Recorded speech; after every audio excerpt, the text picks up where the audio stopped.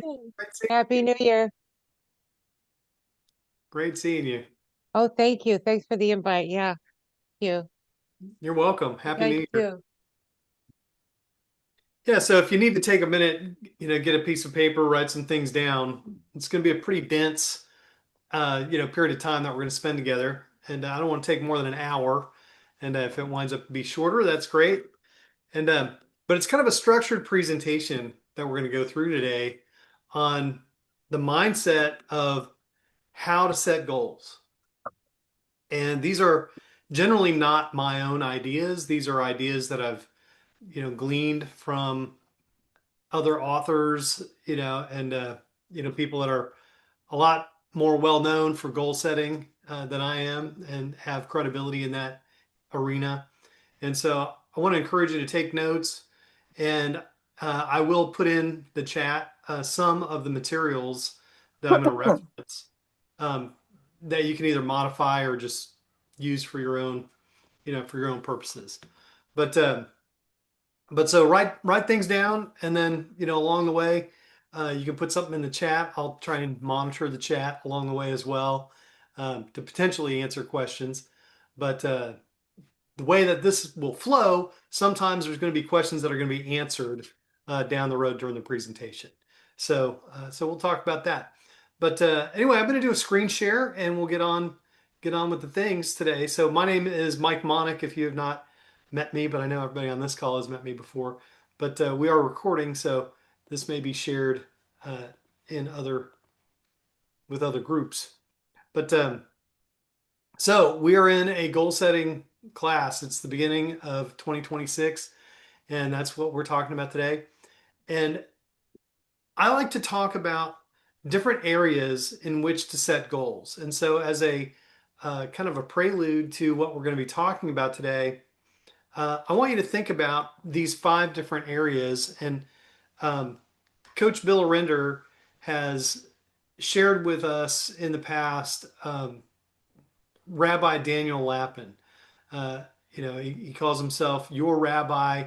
Obviously he's a Jewish person and knows a lot about the Jewish teachings on wealth and finances. Wrote a famous book called Thou Shall Prosper, which is an excellent read. I would encourage you to read that this year if you have not read it in the past. And if you have read it in the past, I'm going to be rereading it this year as well. But Pastor Lapin or Rabbi Lapin has a podcast. And on the podcast on Spotify, you can find Rabbi Daniel Lapin. He talks a lot about what he calls the five F's, which are different areas in your life that pretty much encompass all the important things in life.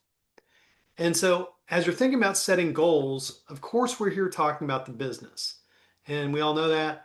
But the business isn't going to matter much if things in the rest of your life aren't also moving forward. And it's important to me to kind of go through this so you can get a handle on what are these different areas of life. And you can make these fit however you need to for yourself, but I'm going to share along the way a little bit more about me and how I feel and think about certain things. So, F number one is faith. What are your beliefs and how do you want to get stronger in your faith in 2026? That's really what we're talking about is your faith. Now, if you haven't been to church, if you're not a believer, um, is that something that is of interest to you? If you have other areas of faith that you want to look into, if you want to understand more about other people's faith, put something down as you start to think about your goal setting. We're not going to set goals today, okay? But we're going to talk about how to set goals today. So there's a difference. So think about, your faith and how you want to get stronger in your faith over the course of the year. Family, that could be your marriage. It could be your children. It could be your parents, okay? Um, how are your relationships with family members? And what would you want to improve as the year goes on? What about your fitness and your overall health? And these things are in a particular order because in my mind, I want to have these things in this order. If you're not in good health, what use is it to have a fat bank account? If your faith, and spiritual life is in shambles, you can't expect to have good health. You can't expect to have good relationships. So these are some of the reasons why, as we prioritize things in our life, that you'll see things in different orders. And Daniel Lappin talks about this in that sometimes we can get a little sideways on working on different things. So I'll give you an example. Finances. And looks like my slide cut off a little bit there, but it's finances is business, financial literacy, your mindset, and various benchmarks. If you're thinking about your goals for the year, what do you want your business to look like? We had a talk this morning in the weight room about tripling our business. And that's a goal that we have as a base shop to triple our business in 2026. But what is it for your business? What is it for you? What does your business look like? And if you're in a different business as well, okay, so be it. But without intention and without a goal, how are you going to grow in whatever business you're in? Do you want to become more financially literate? Do you want to understand things that you haven't understood in the past? So, for example, are you due for a new license? Is that something you need to do this year? Okay, great. Have you been kicking that can down the road? What about your overall financial mindset? Do you always feel like you're broke? Are you always worried about money? Are you concerned about politics and how, the stock market goes up and goes down? Is it because of financial ignorance? Is it because you need a shift in your mindset? Maybe it's a generational shift. These are goals that can be attained, and you can absolutely change how you think about things by focusing on those kinds of things. What kind of financial benchmarks do you want to have over the course of the year? Do you want to put money away? Do you have savings? Do you have a certain earning income earnings that you want to achieve this year? Those are things for finances. And then the fifth F, according to Rabbi Daniel Lappin, is friendships. What are your relationships outside of your family? Who do you want to associate with? Do you have groups of people that you want to foster relationships with? If you're a man, do you have male friends? And we're not going to debate the advocacy for opposite sex relationships outside of marriage, but I would encourage you, if you're a woman, to have women friends. And I would encourage you, if you're a man, to have male friends. And how do you foster those relationships? I don't know who coined this phrase, but if you want a friend, be a friend. And most of us, especially as we get older, we take those friendships for granted, or we keep holding on to people that we've outgrown over the decades, and that season has passed, and that's okay. So it doesn't have to be something where you write somebody a letter and say, hey, we're no longer friends. Okay. Mm. But sometimes the seasons change, and sometimes, we move down the road, and it doesn't mean you uh, can't still love that person and still see that person. But how do you want it in particular with setting goals for relationship? Well, Mike, how do I set a goal to have friends? You can absolutely do that. You can absolutely say, I would like to have, closer friend. I would like to have, a close, male friend, a girlfriend. I would like to have, people that I can go and hang out with on a weekly basis or whatever it is. You can absolutely do that. So the five F's give us a framework to start working from. And I'm going to drop something in the chat. Um, Give me just a moment. It's kind of a daily reminder about the five F's. We got to move something around on my screen, be able to drop it in there.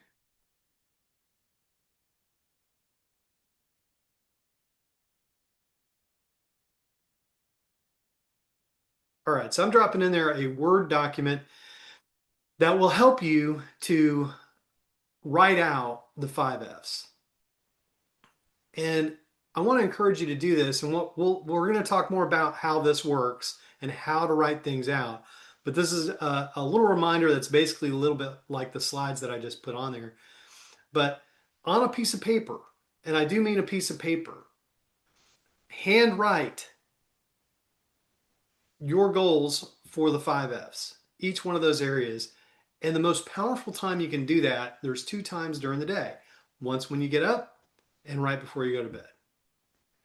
And if you do it on paper, there's something about handwriting things on paper where it affects your brain differently. Your mind has to do things in a cognitive way that create the motion in your hand. You have to be able to do that. And even more powerfully is to speak it out loud after you write it out. And we're going to talk about how to write it out and a little bit about how you might want to word things as you're writing these things out. But the point is to hone your goals on a daily basis. If you write it out today and you don't revisit it again until, New Year's Day on 2027, you've done yourself a disservice.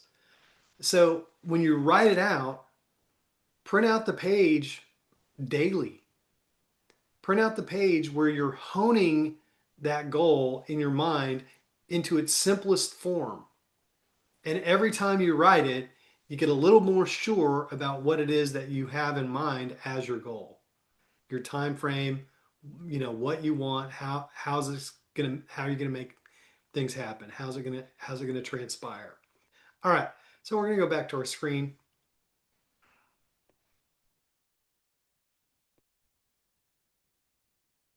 And in our next section, when you're thinking about these goals, we've got the five F's. Now we're going to think about, is my goal big enough? And I want you to decide to dream big this year.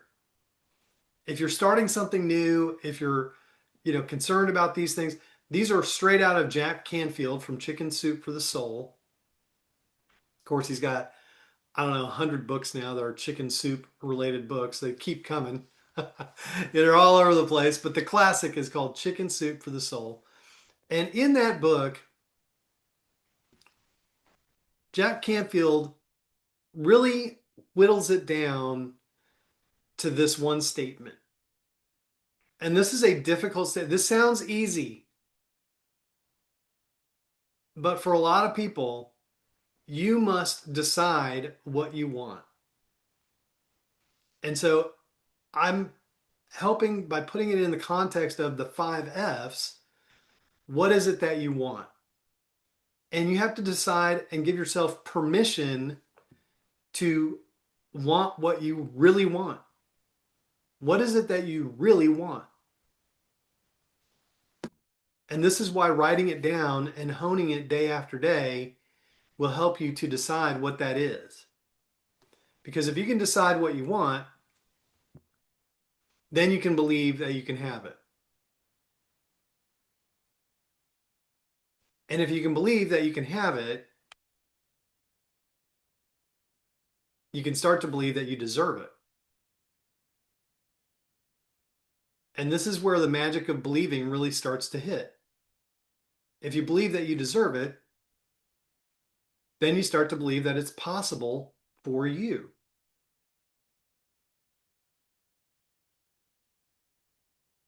And that could be in any of these different areas. So remember what we talked about with the five F's. I want a stronger spiritual life.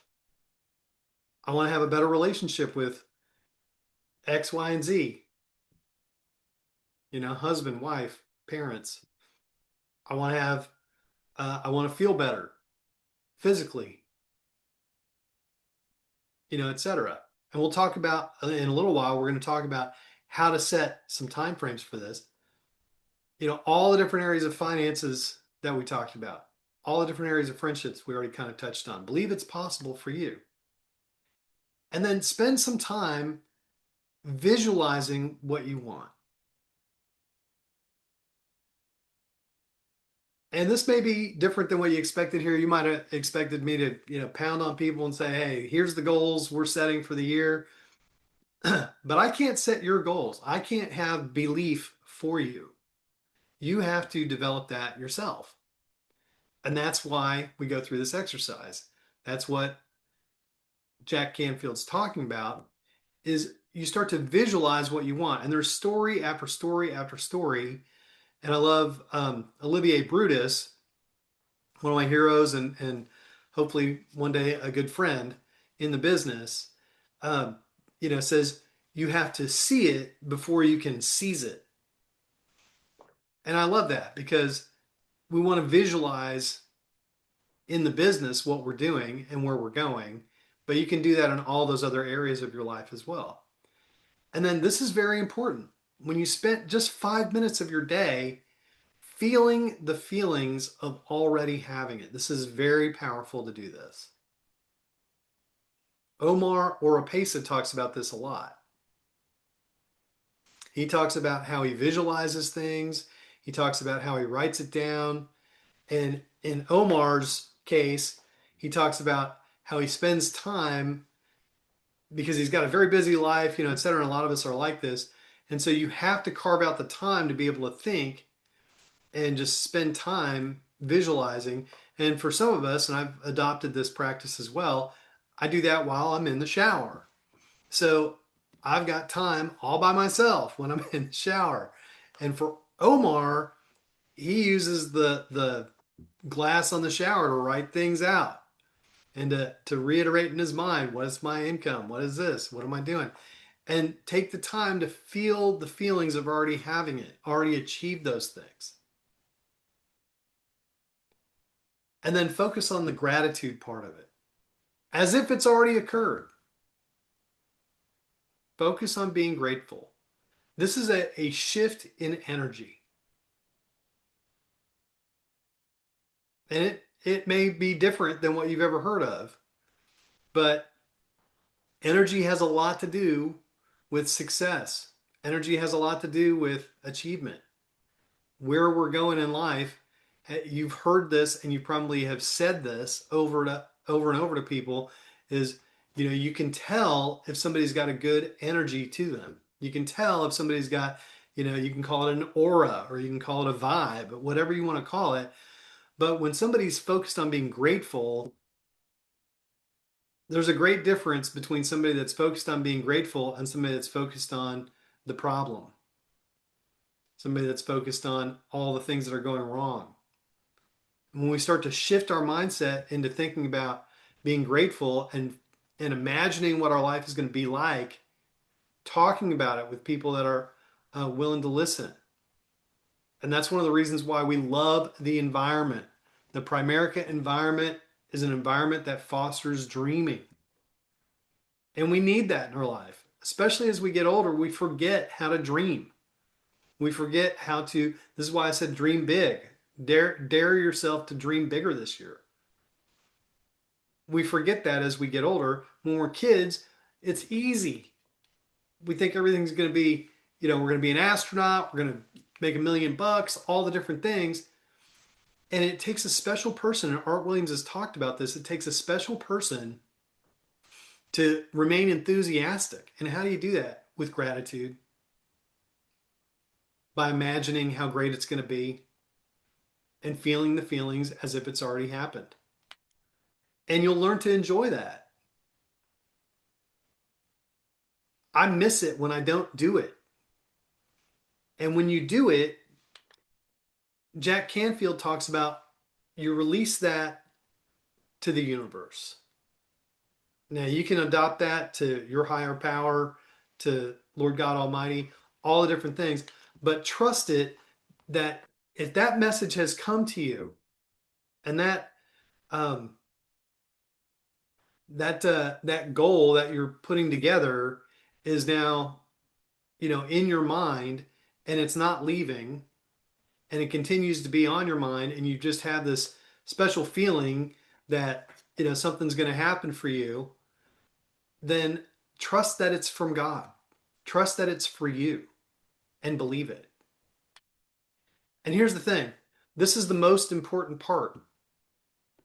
And it goes back to what we talked about in the first part of this section.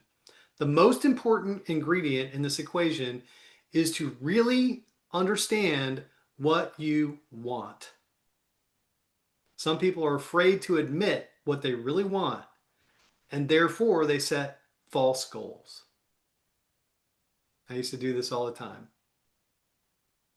especially in relationships. Did I really want to have a relationship with that person?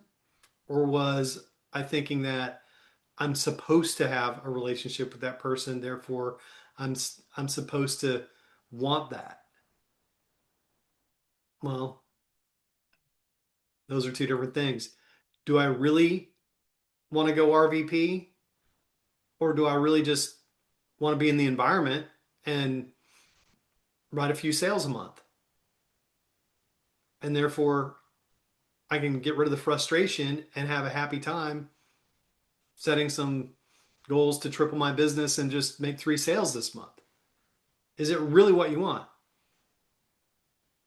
And so take the time to really understand what you want. Do I really want to have, um, my blood pressure in check? Do I really want to weigh whatever it is that I need to weigh? Or am I happy where I am and I don't really want that? Because false goals will absolutely be a problem, and it will cause you more heartache. And so be honest with yourself. Give yourself permission to dream big, and then take the time to define what your goals mean to you.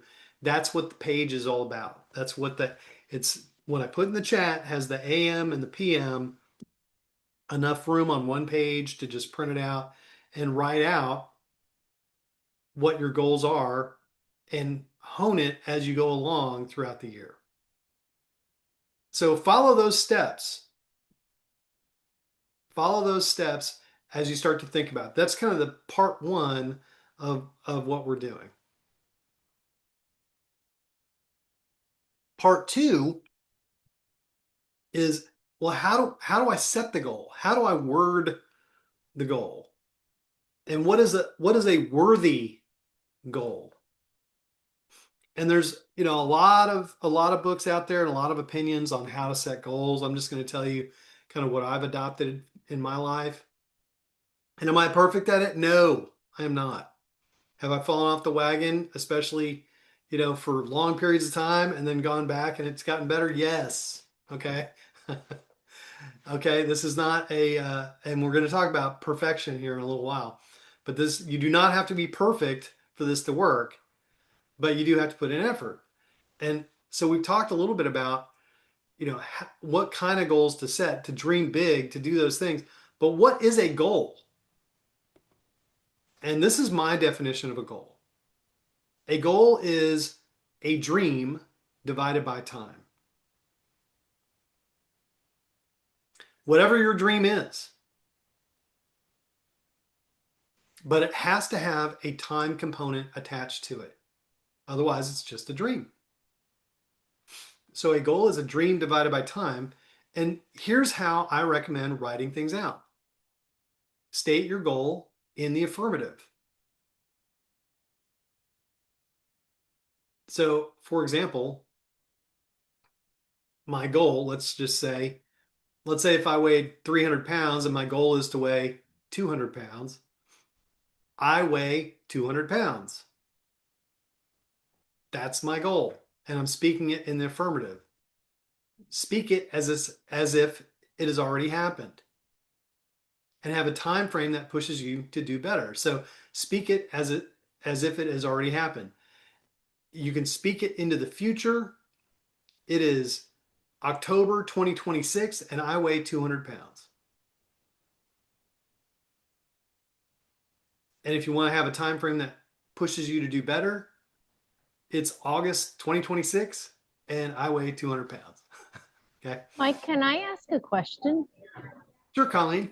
Okay, so you have your short-term immediate, say even 6 months to a year, but then you have your larger ones, 2 years, 3 years net worth, whatever. Uh-huh. Which ones do you focus on stating? Does that make sense? The bigger Yeah, vision, and I'm not saying monthly goals, I get that, but like a yearly goal of cash savings, a yearly goal of, where you're at RVP or anything like that.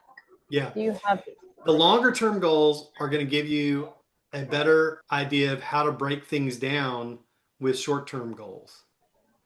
So, in other words, if you're only stating short term goals, then the long term vision gets lost.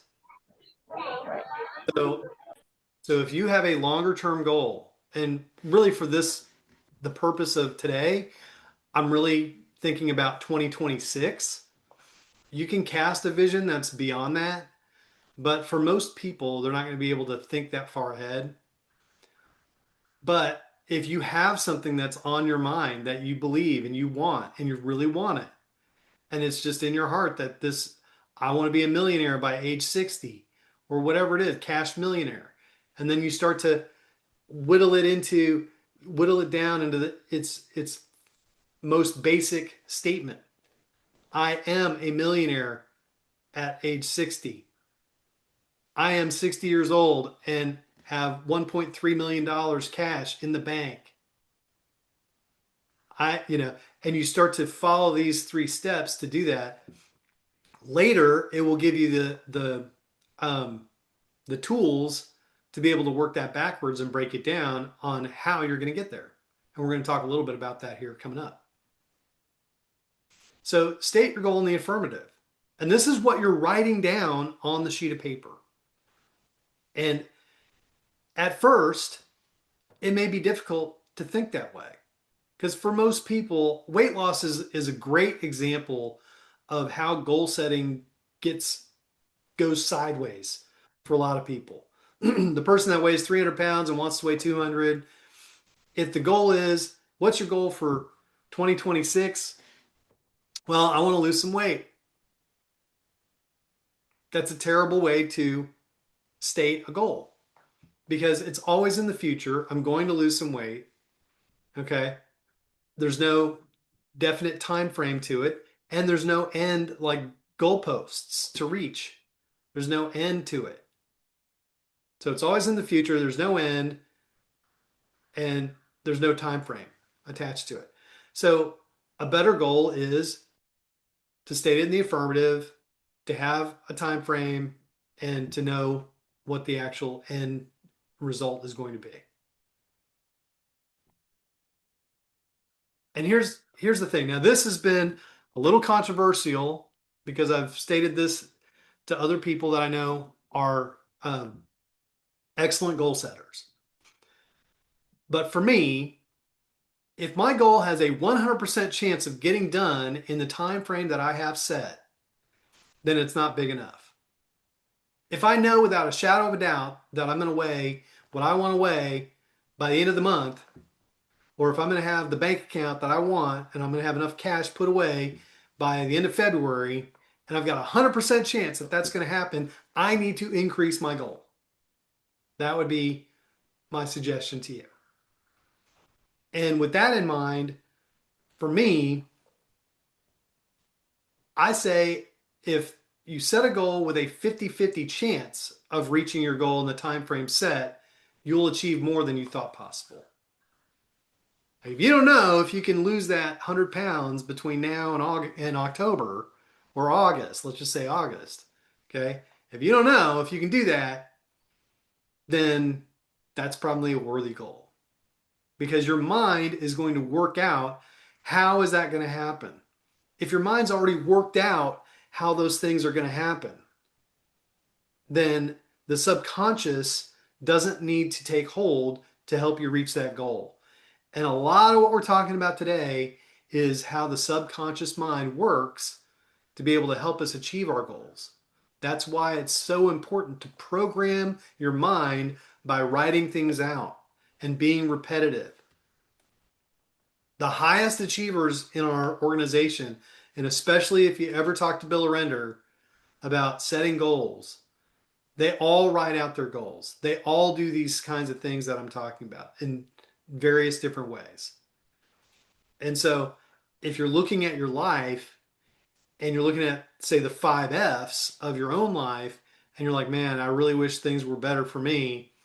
Um, Compare it to how other people are reaching their goals, and what are they doing, and what do you need to change to be able to do that, and to get to where somebody else is going, you've got to do things that you've never done before. You've got to go down a path and a road that maybe you've never tried before, or you need to get back on it, or you need to get back on it.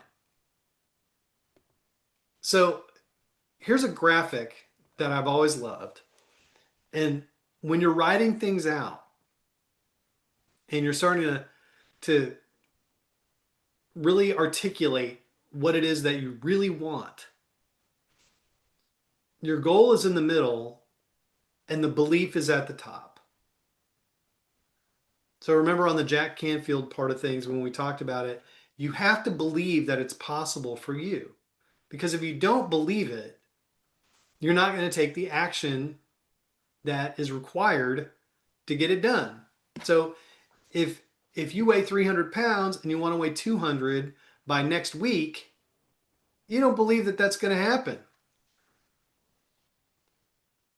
So if you're trying to put away money and you've got a 50-50 chance of putting away $2,000 a month between now and October, okay, great.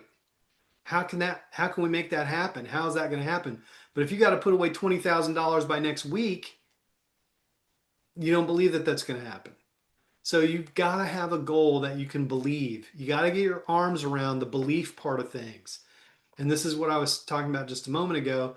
If you don't really know if there's like a 50-50 chance of getting there, and I know other people say differently, but if you've got a 50-50 chance of getting there, your mind will work things out in ways that you won't imagine, especially if you're writing things out, especially if you're programming your mind by visualizing before you go to bed and first thing in the morning. And belief begets action. And action will start to show you some results. And this is where it has this magnificent circle of belief, action, and results, where when you have the belief and you put in the action and you start to see some results, what does that give you? More belief that it's going to happen, which will give you spurring on to more action. This is probably my favorite part of the entire presentation is this particular graphic. Because if you can put that goal inside that triangle, whatever it is, any of the things in the five F's, if you can put that goal in the triangle and really believe that you deserve it to happen, and you start to think about it and articulate it and start to imagine as if it's already been made so, you'll have the belief, you'll put the action, you'll get some results, and it's a never-ending cycle. It's like magic. So here's some things that I want to encourage you about as we kind of wrap things up. And we're going to go through a little bit more of this stuff, but as we kind of wrap things up, I don't want you to worry about being perfect for this. Some people get discouraged because they don't know how to write this thing out. They they don't have anybody to talk to about their goals. They do it for a few weeks, or a month. But give yourself some time and give yourself some grace to think about these things. And along the way, if you get off track, get back on. Rewrite your goals. And if you go down the road and you know what, I weigh 200 pounds in October of 2026, and you know what, I decided my body's not made for that. I really need to weigh 225. That is okay. Rewrite, recock, and reload, and then take aim at your goals. And so we're going to go through a handful of these, but there's a book called Too Perfect, and I forget the author's name, but it's those of us that struggle with perfection or perfectionism. or not being adequate or not being enough, sometimes we need to really understand the difference between perfection and striving for excellence. There's a big difference between striving for perfection, which is basically unachievable, and striving for excellence.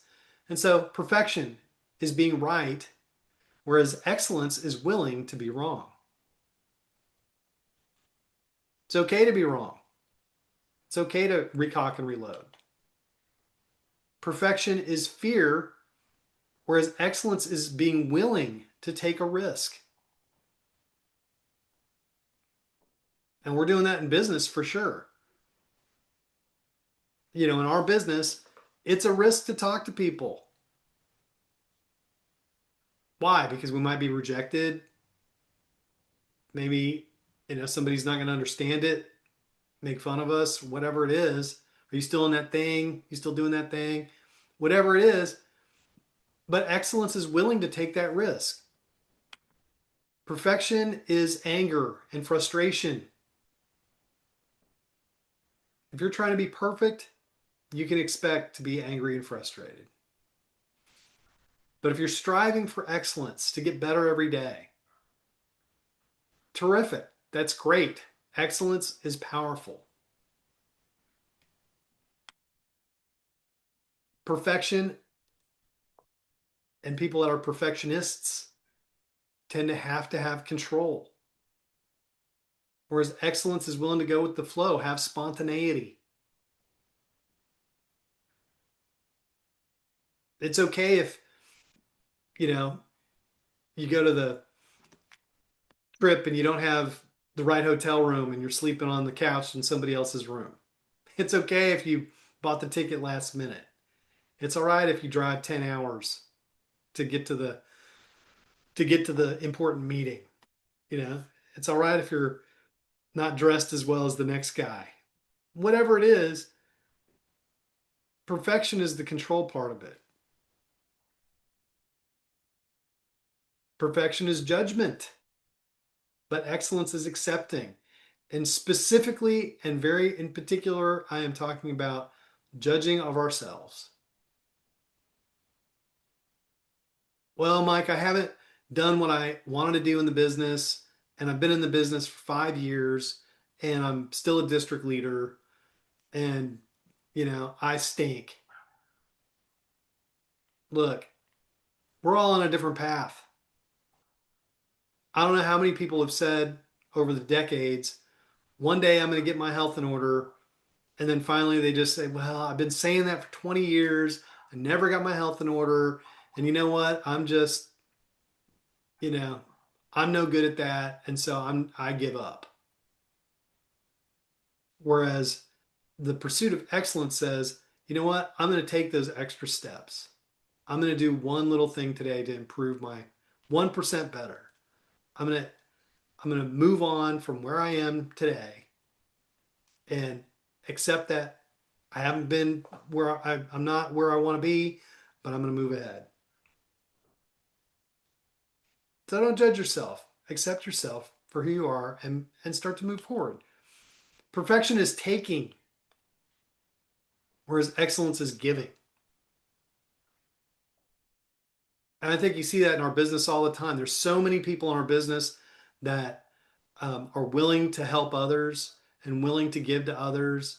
And that's why the environment is so powerful. And I'm so grateful that you all are here because why am I giving this presentation? For the man in the mirror. Okay. And it compels me to go through these things and to be, willing and able and ready to share by doing these things myself. I don't want to be hypocritical. Okay. But I know these things work too. Perfection is doubt, whereas excellence is confidence. And the more you do it, the better you become, the better we become at it. When you're in the environment, in the group, we all see the rising tide that raises all the ships. And that breeds confidence. Perfection is pressure, whereas excellence is natural. When you start to get into a natural state of being that is gratitude. And when you start to get into a habitual stance where you can articulate your goals and you're understanding the five F's and the different areas of your own life that you want to improve, it becomes part of who you are. And then finally, part of that is perfection is the destination, but excellence is the journey.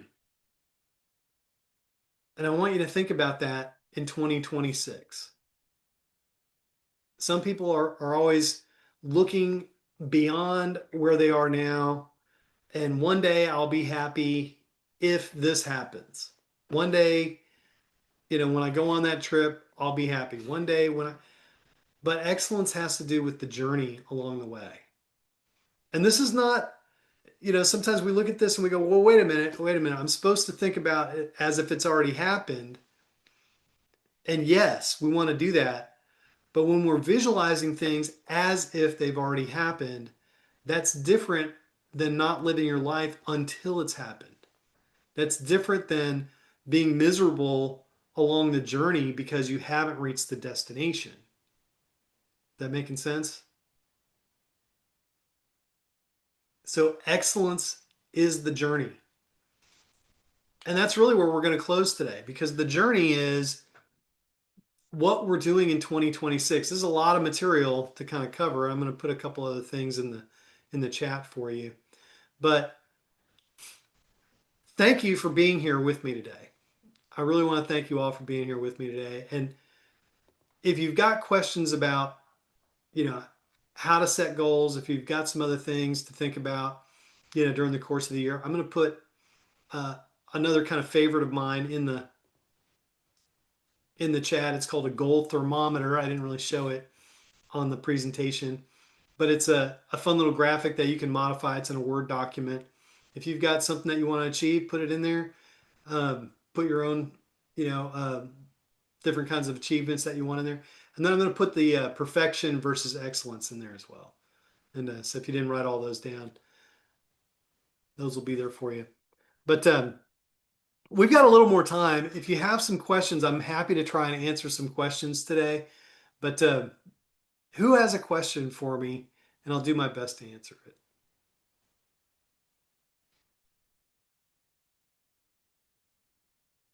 Anybody have any questions? Okay, so since nobody had a question, I'm going to jump out here and think of one. First of all, thank you for extending the invitation and for being inclusive.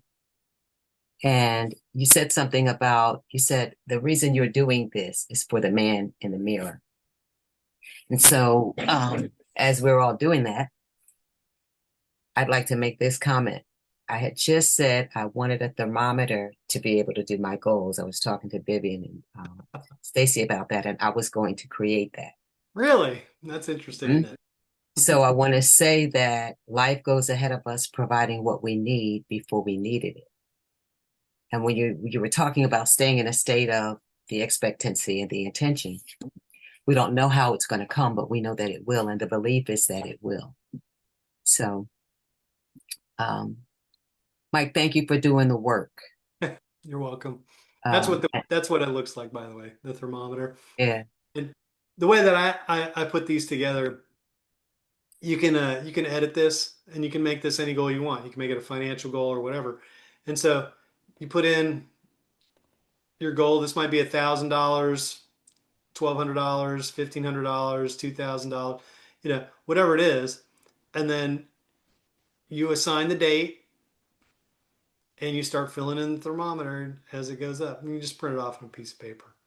But it's a lot of fun. I always like that as a graphic. That's amazing, Stephanie. Thank you so much for saying all that. Well, let's wrap it up. Does anybody else have any other questions? And we'll kind of wrap up the day. But go out there and start to articulate your goals. The number one thing you can do, if you get any takeaways from this, print off the daily 5F goals and start to think about what you really want and write it down. And don't try and word it exactly right. Don't worry about what anybody else might think. Okay? Don't even tell anybody else. Just write it down in your own hand on a piece of paper and make sure that it's something that you really want. And commit to yourself to do it for a week, every day and every night for 1 week. And just write it out.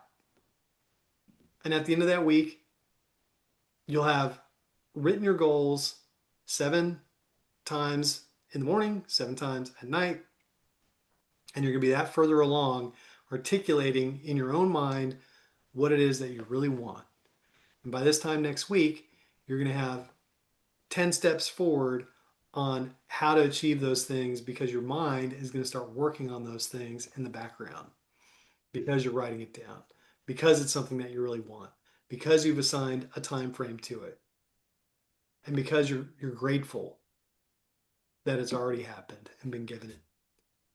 So Hey, thanks Mike, so much for being here Thank today. you, real Mike. quick, Mike, you Yeah, want to Rodney. tell them about the Self-Talk Plus?